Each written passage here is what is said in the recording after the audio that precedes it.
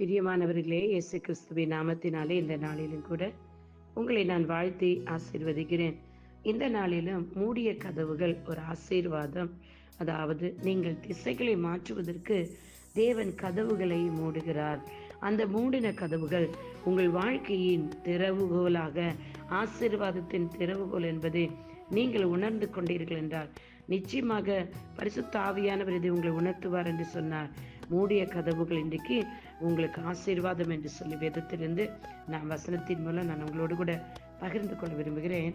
1 ராஜாக்கள் 17ஆம் அதிகாரம் 1-7 வரை உள்ள வசனங்களை நீங்கள் வாசித்தீர்கள் என்று சொன்னால், அங்கு எலியா தீர்க்கதரிசி என் தேவனாய் கர்த்தர் போஷிக்கும்படியாக அவர் என்ன செய்கிறார்? அவரிடத்தில் சொல்லுகிறார், நீ இவனும் விட்டு கீழ்த்திசையை நோக்கி போய் யோர்தானுக்கு நேராக இருக்கிற கேரித் ஆற்றண்டில் ஒளித்து கொண்டிரு. சில கதகுகளை நம் தேவனாகிய கர்த்தர் வாழ்க்கையில மூடுவதன் மூலம் சில நேரங்களில் நிறைய ஆசீர்வாதங்கள் நமக்கு வைத்திருப்பார். நிச்சயமா உங்களுக்கு சில விஷயங்கள் இப்படிப்பட்ட சூழ்நிலைங்க சந்திச்சிருப்பீங்க. தேவன் அடைச்ச வாசல். அப்போ திகச்சிட்டு நிற்காதீங்க, கலங்காதீங்க, பயப்படாதீங்க. கர்த்தர் இந்த வாசல் அடைத்திருக்காருன்னு சொன்னா இது நன்மைக்கு தான் என்று நினைத்து கொள்ளுங்கள். தேவன் திசைகளை மாற்றுவது பற்றி நீங்கள் அறிந்திருக்க மாட்டீங்க. ஆனால் நம் தேவனாய் கர்த்தர் நம்மளோட வாழ்க்கையின் திசைகள் அவருக்கு தான் தெரியும். எந்த பாதையில் போன அவர் நடத்துவாருங்க. அவர் என்ன செய்கிறார் பாருங்க. ஒரு வாசல் அவர் அடைச்சாருன்னா தேவனுடைய கண்கள் உங்கள் மீது நோக்கமா இருக்கும். நீங்க எவ்வளவு கடினமா முயற்சி செய்தாலும் அந்த வாசல்ல மீண்டும் உங்களால திறக்க முடியல. ஏன்னா அவர் அதை அனுமதிக்க மாட்டாரு. அப்பதான் தேவனுடைய சத்தத்தை நீங்கள் கேட்பீர்கள். அதற்காக தான் அந்த வாசல் அடைக்கப்பட்டது. புதிதாக ஏதாவது ஒரு முயற்சி செய்ய வேண்டும், புதிய வேலையில சேரலாம், புதிய பதவி உயர்வு அல்லது ப்ரொமோஷனுக்காக விண்ணப்பிக்கலாம், இல்லை ஏதாவது அடுத்து பிஸ்னஸ் பண்ணலாம், அப்படியெல்லாம் நீங்கள் நினைப்பீங்க. ஆனால் நீங்கள் கேட்கவும் கீழ்ப்படுவதற்கும் தேவனுடைய வார்த்தைக்கு உங்களுடைய செவியை சாய்க்கிறதுக்கு நீங்கள் ரெடியாக இருந்தீங்கன்னா முன்னமே இருந்ததை விட தேவனாய் கர்த்தர் கரெக்டான பாதையில் உங்களை நடத்துவார். அந்த பாதை உங்களுக்கு மகிழ்ச்சியாக இருக்கும். அந்த பயணமும் உங்களுக்கு, அந்த யாத்திரையும் உங்களுக்கு ஆசீர்வாதமா இருக்கும். இப்போ நீங்க டிராவல் செய்யறது கப்பல் இல்லாம இருக்கலாங்க. ஆனா நீங்க அடுத்த கப்பலை தேட தொடங்குவீங்க. அப்போ ஒரு சின்ன கப்பல் கூட எனக்கு கிடைக்கல, இல்லை ஒரு படகு கூட கிடைக்கலையே அப்படின்னு கூட நீங்க நினைச்சுக்கிட்டு இருப்பீங்க. என்னடா இது வாழ்க்கை, எல்லா பக்கமும் அடைச்சிருக்கேன்னு நினைப்பீங்க. ஆனா நீங்க கர்த்தருடைய சத்தத்தை கேட்டு கீழ்ப்படிய நீங்க சித்தமா இருந்தா, தீர்க்கதரிசி இங்க பாருங்களேன், அவர் யோர்தானுக்கு அப்புறமா இருக்கிற கேரித் ஆற்றண்டில் ஒளித்து கொண்டிரு என்று சொன்னார். கர்த்தருடைய சத்தத்தை கேட்கிறார், ஒளித்திருக்கிறார்.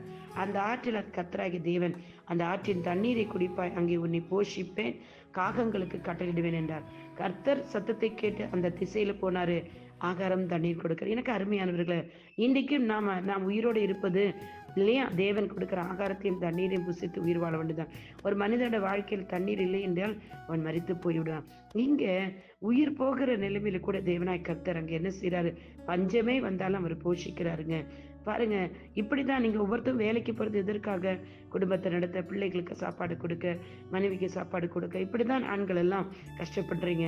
என் தேவனாய் கர்த்தர் ஒரு இடத்துல உங்களுக்கு ஒரு கம்பெனி வாசல் அடைச்சிருக்கா, ஒரு ப்ரமோஷன் டோர் அடைச்சிருக்கா? கர்த்தர் காட்டுகிற திசையில் நீங்க போனீங்கன்னா ஒருவேளை அங்க ஒரு 6 மாசம் இல்லை 1 வருஷம் 2 வருஷம் தான் இருந்திருக்கும், அங்க வச்சு போஷிச்சிருப்பாரு. அதற்கு பிறகு அங்கேயும் உங்களுக்கு என்ன ஆகுது? பிரச்சனைகள், போராட்டம் வந்து அந்த வாசலும் அடைக்கப்பட்டுருச்சா, வேலையே இல்லாம போயிருச்சா? கர்த்தருடைய சத்தத்தை கேளுங்க, ஜெபத்துல தரித்திருங்க.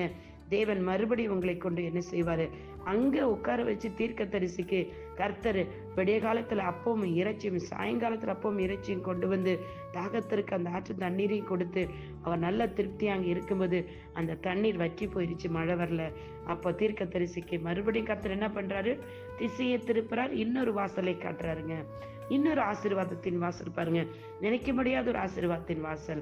அங்க சாரிபாத்துங்கிற விதவை இருக்கிற சீதோனுக்கு அடுத்த ஊருக்கு அவரை போக சொல்றாரு பாருங்களேன். அங்க அவர் போகும்போது என்ன நடக்குது பாருங்க.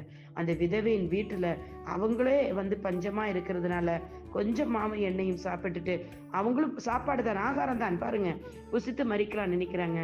கர்த்தர் அவங்க வாழ்க்கையிலும் திசையை திருப்பும்படி சில நேரங்களில் நம்மளை கொண்டும் சிலவர்களுடைய வாழ்க்கையில ஆசீர்வாதத்தின் வாசல்களை திறக்கும்படி அனுமதிப்பார். நீங்க போற போராட்டத்துக்குள்ள போயிட்டு இருப்பீங்க, உங்களை கொண்டு மற்றவங்களுக்கு ஒரு வாசலை திறப்பார், உங்களுக்கும் ஒரு ஆசீர்வாதத்தின் வாசலை திறப்பார். அந்த இடத்துல கொண்டு போய் சாரிபாத்து விதவை வைத்து என் தேவனாய் கர்த்தர் என்ன செய்யறாரு? அவரை போஷிக்கிறாரு பாருங்க. ஏன்னா தேவனாய் கர்த்தர் அவருக்காக வைத்திருந்த ஒரு வாசல். அது ஒரு வாசல் அடைச்சாரு, இன்னொரு வாசலை திறக்கிறாரு. அந்த இடத்துல அந்த விதவையின் மூலம் அவர் போஷிக்கப்படுகிறார் பாருங்க. இதுதாங்க தேவனாகிய கர்த்தர். அவர் அடைத்த வாசல்கள் ஆசீர்வாதமாக மாறும். உங்க வாழ்க்கையில ஆசீர்வாதத்திற்காக சில கதவுகள் அடைச்சிருக்கிறாருன்னா நிச்சயமாக உங்க வாழ்க்கையில் நிறைய ஆசீர்வாதங்கள் நீங்க பெற்றுக்கொள்ள போகிறீங்க. வாழ்க்கையில எல்லாருக்கும் தேவையானது ஆகாரமும் தண்ணீர் தான். என் தேவன் உங்களை வார்த்தையினாலும் ஆசீர்வதிப்பார். இப்ப இந்த வார்த்தைகளை நீங்க கீழ்ப்படிஞ்சீங்கன்னா தான், கர்த்தருடைய சத்தத்துக்கு கீழ்ப்படிந்து அவரோட பாதையில வழிநடத்துற பாதையில போயிட்டே இருந்தீங்கன்னா, அங்க 6 மாசத்துல 1 வருஷத்துல வாசல் கிடைக்கப்பட்டால் மறுபடியும் அடுத்த வாசல் அவர் திறப்பார். விசுவாசிங்க, கர்த்தருடைய வார்த்தைகளை கவனிங்க, கர்த்தருடைய சத்தத்துக்கு கீழ்ப்படிங்க, உபவாசிங்க, ஜெபம் பண்ணுங்க. கர்த்தர் உங்களோட ஆசீர்வாதத்தின் வாசல்களை திறந்து கொண்டே இருப்பார். திசைகளை அவரே காட்டுவார். அவர் காட்டுகிற திசையில உங்களுக்காக வைத்திருக்க ஆசீர்வாதங்களை நீங்கள் பெற்றுக்கொள்ள. கர்த்தர் தாமே உங்களை ஆசீர்வதிப்பாராக. உங்களுடைய சகோதரி வாஞ்ச Sheila நசாரியோ. God bless you all. Amen, amen, amen.